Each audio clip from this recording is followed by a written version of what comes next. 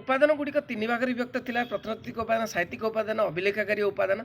आज देखिए साहित्यिक उपादान देखिए तीन भाग विभक्त जोटा कि धर्म साहित्य लौकिक साहित्य वैदेशिक विवरणी। तो धर्म साहित्य आम जदि आलोचना करवा धर्म साहित्य तीन भाग विभक्त वैदिक साहित्य बौद्ध साहित्य और जैन साहित्य।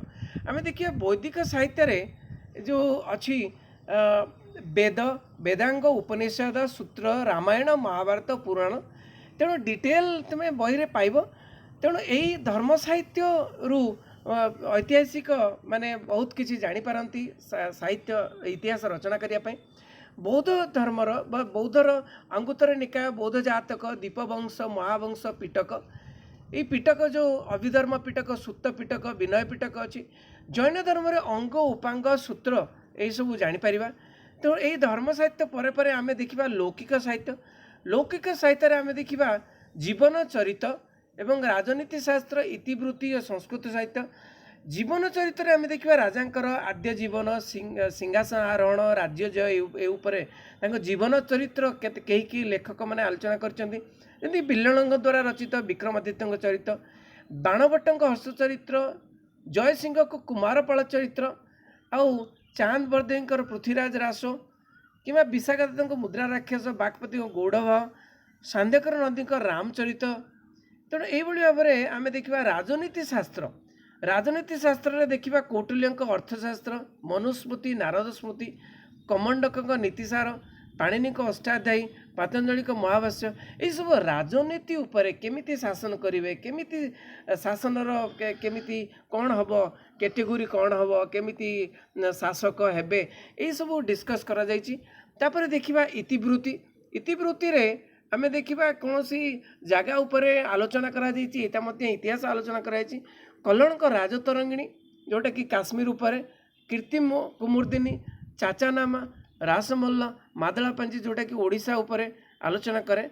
संस्कृत साहित्य देखिबा कालिदास बहुत इंपोर्टेंट होछि कालिदासंकर संस्कृत साहित्य रघुवंश मालविकेन्द्रम कुमार संभवम अभिज्ञान शकुंतला आउ विक्रम उर्वशी ऋतु संभार ये बहुत साहित्य अन्य साहित्य माने जे बरा मेयर का बृहत संगीता दांडीकर दश कुमार चैत्य अमर सिंह अमरकोश विष्णु शर्मा का पंचतंत्र आर्यभट्ट सूर्य सिद्धांत आर्यभट्टियम ये सब विज्ञान उपर आलोचना करे। तेणु आम देखा चरक संहिता और सुश्रुतर सुश्रुत संहिता वैदेशिक विवरणी में आम आसवा जो ग्रीक परिव्राजक विभिन्न परिव्राजक मैंने भारत को आदि वैदेशिक मैंने आसते विजिटर मैंने आसते से विजिटर मैंने जो ग्रीक परिव्राजक जमीक मेगास्थनेस आसते चंद्रगुप्त मध्य समय से इंडिका रचना करते। चीन परिव्राजक फाइयान आसते गुप्त सम्राट चंद्रगुप्त विक्रमादित्य समय। चीन परिव्राजक हुएनसांग आसते हर्षवर्धन समय। अब मध्ययुगर गजनीर महाबुद आलबेरुणी आसते ताकि हिंदी लिखी। मार्कोपोलो त्रयोदश शताब्दी आसते मोहम्मद बिन तुगलक समय इबन बतूता आसते किताबुल रहलार रचयिता। अब्दुल रजाक विवरणी विजयनगर साम्राज्यर अवस्था संपर्क कहते। जहांगीर के समय कैप्टन हकिन्स सार टॉमस रो आसते।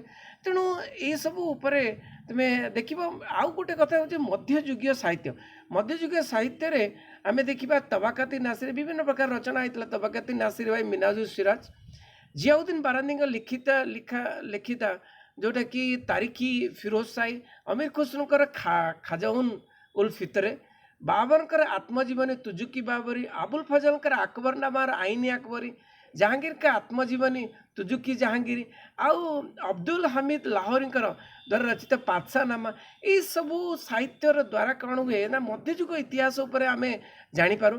तेणु यही भाव में इतिहास साहित्यिक उपादान गुड़िक जोटा कि ऐतिहासिक को बहुत हेल्प करे से सब आलोचना है। Thank you very much. Thank you.